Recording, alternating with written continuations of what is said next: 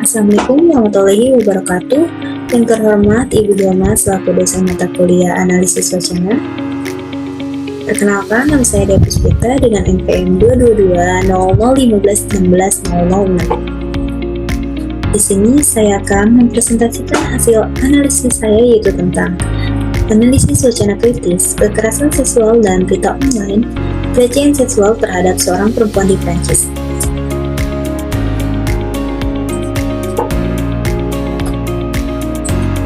Pertama ada abstrak. Penelitian ini bertujuan untuk menganalisis struktur teks wacana dan kondisi sosial serta konteks sosial melalui analisis wacana Van Dijk. Metode penelitian yang digunakan adalah metode penelitian deskriptif, lalu didukung dengan pendekatan kualitatif. Penelitian ini mengkaji sumber tertulis dengan objek berupa teks berita yang diunggah oleh News Indonesia, kemudian dikumpulkan, lalu dicatat dan dibaca secara intensif. Juga dilakukan studi pustaka sebagai sumber data sekunder. Hasil penelitian ini menunjukkan bagaimana wacana tersebut membentuk dan memperkuat citra sosial seorang perempuan yang terindikasikan dalam berita perempuan yang dibius suaminya dan diperkosa puluhan pria guncangan desa kecil di Prancis melalui struktur teks, superstruktur, struktur mikro, kondisi sosial, serta konteks sosial. Selanjutnya adalah pendahuluan. Ketidakadilan gender yang seringkali dialami oleh perempuan merupakan salah satu isu utama yang banyak dibahas dalam wacana mengenai perempuan. Pemberitaan tentang kekerasan seksual terhadap perempuan juga menjadi topik yang sering muncul dalam media massa, baik cetak maupun digital.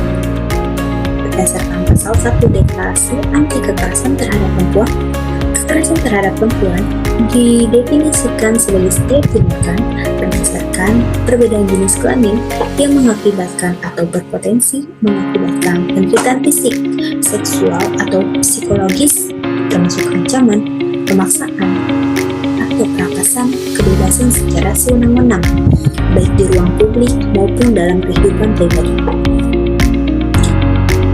Penelitian ini berfokus pada pemberitaan tentang kasus kekerasan seksual di media sosial, di media online, pemberitaan di situs online yang melibatkan Giselle Picot di Prancis, di mana suaminya diduga memperdagangkan istrinya kepada banyak pria. Kasus ini sangat menarik untuk dianalisis karena melibatkan eksploitasi ekstrim dalam konteks rumah tangga, serta memunculkan berbagai pertanyaan terkait hak-hak perempuan dan ketidakadilan gender. Analisis ini menggunakan teori analisis wacana dari John Van Dijk. Selanjutnya adalah metode penelitian. Analisis ini menggunakan metode penelitian deskriptif lalu didukung dengan pendekatan kualitatif. Penelitian ini mengkaji sumber tertulis dengan objek berupa teks berita yang diunggah oleh News Indonesia, kemudian dikumpulkan dan dicatat, lalu dibaca secara intensif. Juga dilakukan studi pustaka sebagai sumber data sekunder. Data yang telah disusun secara sistematis kemudian dianalisis menggunakan teori analisis wacana kritis Van Dijk. Selanjutnya ada pembahasan. Judul dari pembahasan ini yaitu kasus perempuan yang dibius suaminya dan diperkosa puluhan pria guncangan desa kecil di Prancis. Berita dari News Indonesia. Yang pertama ada struktur makro. Dalamnya yaitu tematik, tema atau topik. Hasil analisisnya yaitu kekerasan seksual terhadap seorang perempuan di Prancis, kasus Giselle Picot di Prancis, di mana sang suami diduga memperdagangkan istrinya kepada banyak pria.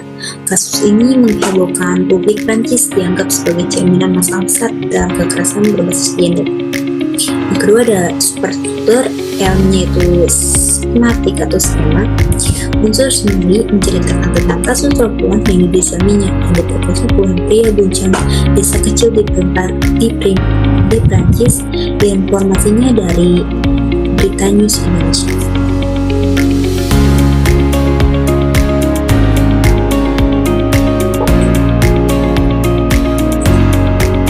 Selanjutnya adalah struktur mikro, ilmunya itu semantik, latar, detail, maksud, dan peranggapan.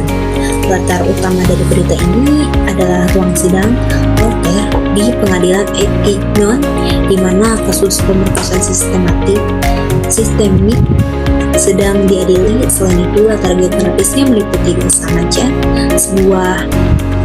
sebuah daerah kecil yang terletak di dekat Mont Ventoux, Prancis. Latar ini memberikan konteks budaya dan sosial yang memperdalam makna cerita. Berikut datanya yang ada tanda kutip.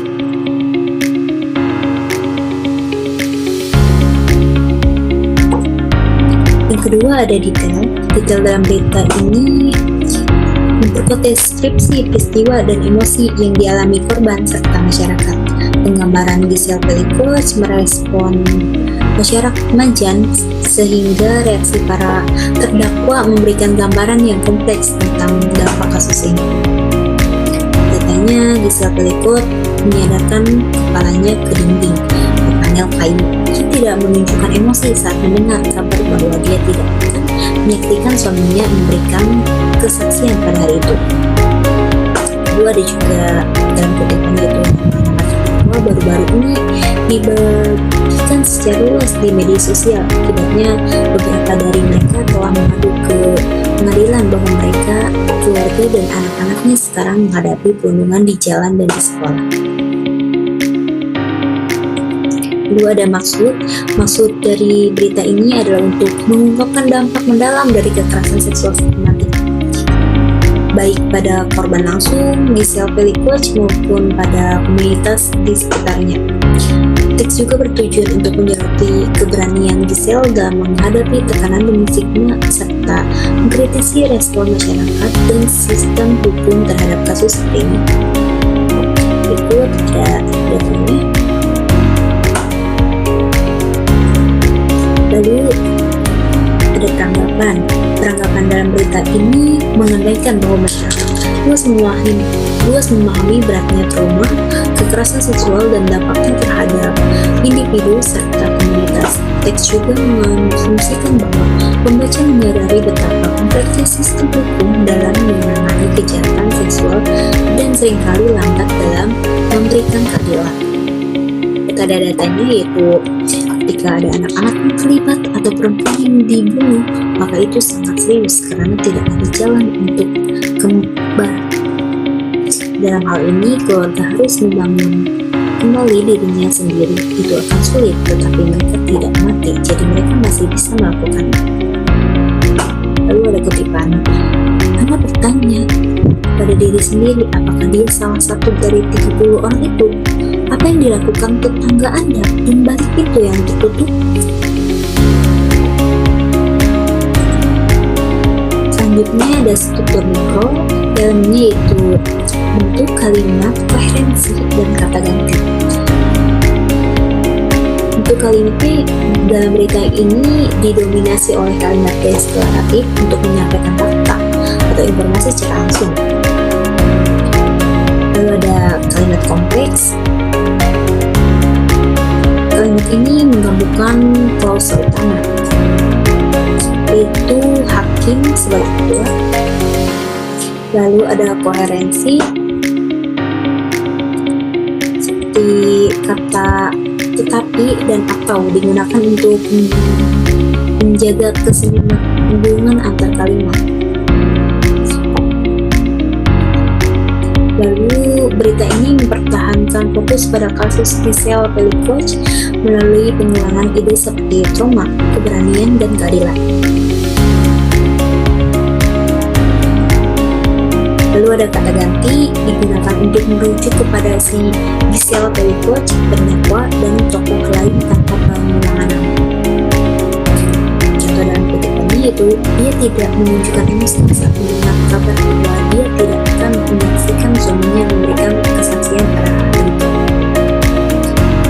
Kata ganti dia digunakan merujuk pada si Giselle untuk menghindari pengulangan nama. Jalurnya melewati perbukitan dan kebun anggur yang mengelilingi lanskap Mont Ventoux yang mengulang tinggi. Kata ganti jalurnya merujuk pada perjalanan dari pengadilan Avignon ke desa Majan.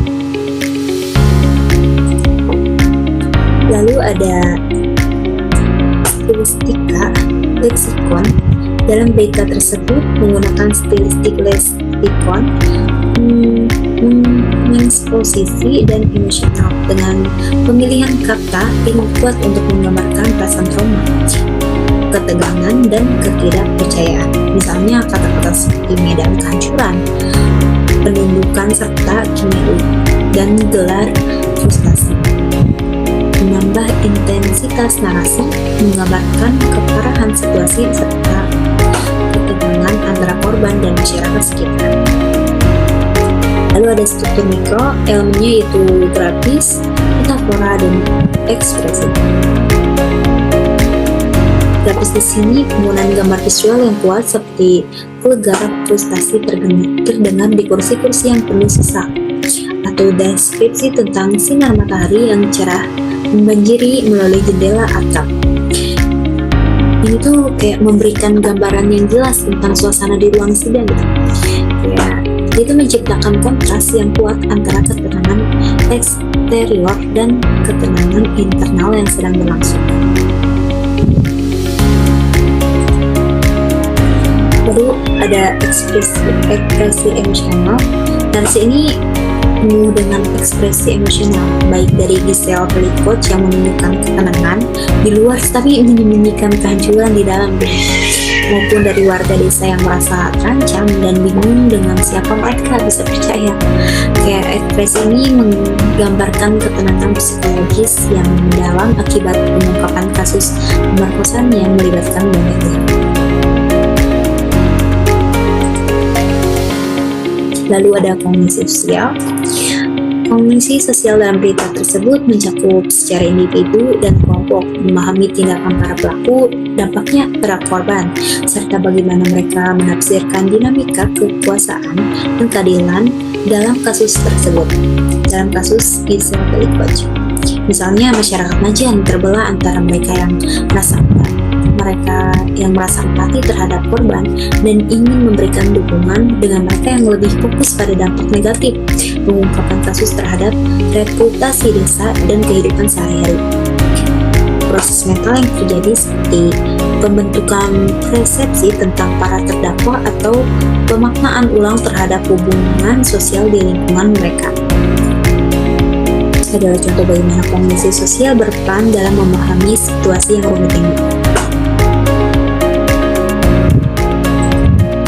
Lalu ada konteks sosial.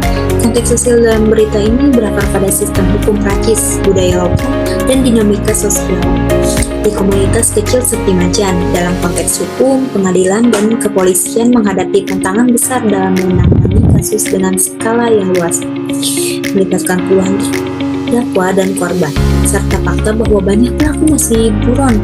Dari sisi pengadilan, keputusan untuk menunda sidang akibat sakitnya Dominique Pelicot menyoroti dinamika sistem peradilan yang seringkali memperpanjang proses keadilan bagi korban. Pandangan masyarakat terhadap kasus ini juga memperlihatkan betapa norma sosial dan budaya memengaruhi cara orang menanggapi kekerasan seksual atau konteks sosial yang lebih luas, termasuk peran media juga memiliki pengaruh signifikan dalam membentuk opini publik. Sementara hukum Prancis memberikan perlindungan kepada identitas terdakwa, media sosial telah membuka pintu bagi masyarakat untuk menyebarkan informasi tentang nama-nama pelaku yang menyebabkan perlindungan terhadap keluarga mereka. Berikut ada kesimpulan. Dalam berita ini disimpulkan bahwa analisis terhadap struktur tes wacana, kondisi sosial, dan konteks sosial memberikan gambaran mendalam tentang kasus pemerkosaan sistemik di pengadilan Avignon. Struktur tes wacana dirancang secara kompleks dengan penggunaan latar, detail, ranggapan yang menggambarkan peristiwa secara emosional dan inovatif, serta presis dan teks melalui kalimat deklaratif dan deskriptif. serta penggunaan statistik, leksikon, dan retorika berhasil menggambarkan narasi yang menggunakan trauma korban dan ketenangan sosial. Dari sisi kondisi sosial, berita ini mengungkap bagaimana persepsi individu dan kelompok di masyarakat Majan terbelah antara mendukung korban dan merasa terganggu oleh dampak pengungkapan kasus. Proses mental seperti rasa takut, hilangnya kepercayaan, dan pembentukan persepsi terhadap pelaku menunjukkan dinamika kompleks dalam memahami kasus ini. Sementara itu, dalam konteks sosial menyoroti tantangan sistem hukum Prancis dan menangani kasus kekerasan seksual.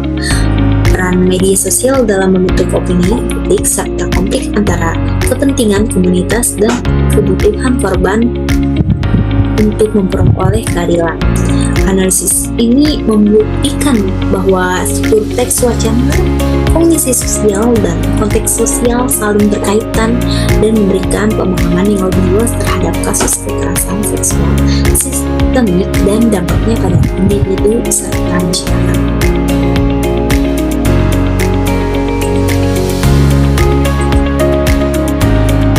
Sekian presentasi dari saya, kurang lebihnya mohon maaf. Wassalamualaikum